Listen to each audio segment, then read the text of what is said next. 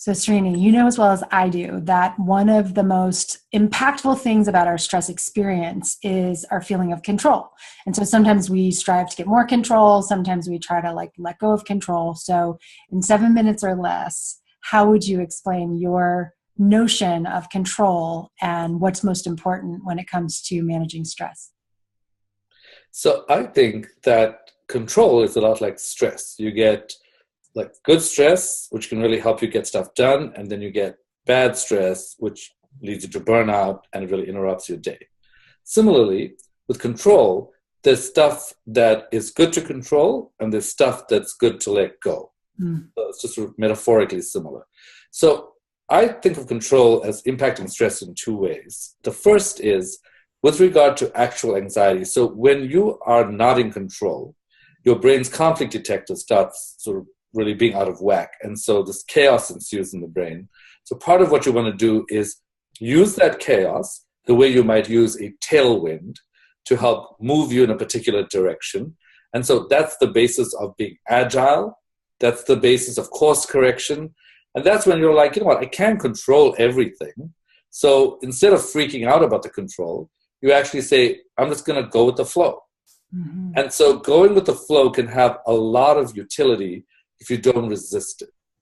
And so let's think about a real life example. So in life, for example, let's say your child says, I'm inviting this new boyfriend home, and you don't know the boyfriend. So you could say, you know, who is the person, where are they from, what do they do, how is it? And you might not have the time to do that because you're actually too busy doing something. So you try to be interested, but then you're inauthentically interested. Mm-hmm. And then your daughter gets upset because she's like, you're not listening to me about what I'm doing about this. What you can say is, you know what, I really want to know a lot about him. I'm not going to have a chance to ask you about it. But when I see him, I'll get to know him and I'll read off the cues and that'll be great. Right. So in that instance, you can trust that kind of thing. I think if it's something like preparing a speech, you don't necessarily want to freak yourself out so that you're not in control, because you want to have some kind of guideline to move by. I think for something like that, it's really good to try to figure out ahead of time how you can be in control and try and mitigate some of these factors. Fundamentally, I think control and non-control, like focus and unfocus, actually work together in the brain. So a classic example is, I love to use this example, is the figure skater, right? So the figure skater is skating on ice and doing these incredible turns and is able to somehow navigate her way on the ice because she's in control of the muscles and knows what's going on with the flow. But when she's doing a triple toe loop, she's jumping up into the air. You can't be beautiful in that space if you don't lose control. Same thing with an improvisational singer. You know, you hear Adele at the top of her voice. She's not trying to control her voice all the way to the top. There's some control mechanism that's instituted, but in reality, she has to let go to that feeling of self. And that, I think, involves a certain amount of trust. Mm-hmm. So I think that control, and actually when you let go of that control, or when you assume control, that can really impact your motivation as well. So we know from brain science that motivation is not just about carrot and stick, like how can I make myself get to $25, or how can I make myself earn $3,000 more a month. Motivation is about value. Do I value what I'm doing? Truth. Does it actually impact who I am? Does it reflect who I am? And control. If I'm so out of control that it freaks me out, I'm not going to be motivated. So I might as well let go of certain things that I can't control. I said this to somebody recently because they were going on and on about the political situation. And I was like, you know, I get that you're venting at some level. Right. But the truth is, are you doing anything about that today? Or is this the conversation you want to have because eventually you want to do something?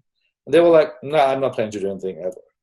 And I said, well, you know, the brain is a resource-constrained but dynamically configured environment, meaning it's pretty flexible, but it can only take so much. So if you're going to freak out about everything that you can't control, you're just using up brain resources. So why not let go? So I think the basic feeling about control is, if you're trying to be in control, ask yourself, is this worth controlling? And then the second question that you should use for self-talk is this worth giving up? And I think you can give up things. There's some things that are easier to give up than others. So it's like you can't control the stock market. You can actually use some kind of self-talk. I actually have these funny things. I used to use drop it like it's hot as a so the thought is like the thought would enter my head and I would just be like, too hot. I love it. I love it. What a great practical tool for people. So interestingly enough, and not surprising, we think similarly on these things. It's like the element of control sometimes is choosing to let go of control. That is an element of control, is that choice and where we focus our attention. And by letting go of control, that's a lot of times where the beauty, the magic, and the power really happens. So for someone who's trying to let go of control, what is your quick go-to strategy for doing that? So as I said, number one, drop it like it's hot. My number two strategy for this, because you can just imagine this. And so every time somebody like presents something that's not controllable, I'm just like, my head's too hot, I'm not going there. Yeah. And by the way, we're not laughing at this. This is a great strategy. I'm laughing because humor also helps us to let go. So right. It's wonderful. So I think that's number one. I think the number two thing is really, if you're trying to let go, try to see if you can do something concrete. Now it sounds crazy, but cognition is also embodied. So we know that if you do something physically, it can help you release something mentally. So if you're trying to lose control, so a classic example is a friend of mine was trying to forget a romance and he could not stop thinking about it. Like, couldn't I go back? What did I do wrong?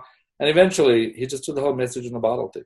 Mm-hmm. Like, wrote a message about, went to the ocean, threw it in, and said, it was so weird that physical act, he had been trying and rationalizing and cognitizing, just didn't work. He said, just the act of saying, here's the worry, thank you, goodbye, it's over. I think the third thing I would recommend is this thing around ironic process theory, that the brain doesn't hear the word not. So if you're telling your brain, do not think of that, it's going to do the exact opposite of it. Like soccer players, when they're trying to score a penalty, their eyes, if they say don't look to the right, if they're trying to control that, the eye goes to the right. Right. So remember, under stress, if you're trying to control something, trying not to do something is going to make the exact opposite happen. Same thing with the wine glasses, trying to control the wine glasses across the room. Yeah. They do not drop the wine. Next thing you know, it's all over the place. So remember, when you use self-talk, frame it in the positive, like what you want to do rather than what you don't want to do. So those would be my basic tips. Drop it like it's hot, put it in a bottle, and avoid the word not. I love it. Thanks.